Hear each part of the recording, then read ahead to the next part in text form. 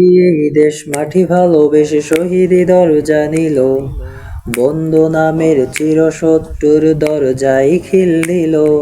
শেয়াল কুকুর ডাইনা চরকে চেনালো এই বীর হাদি, শত্রু কখনো বন্ধু হয় না, বন্ধু না অপরাধী।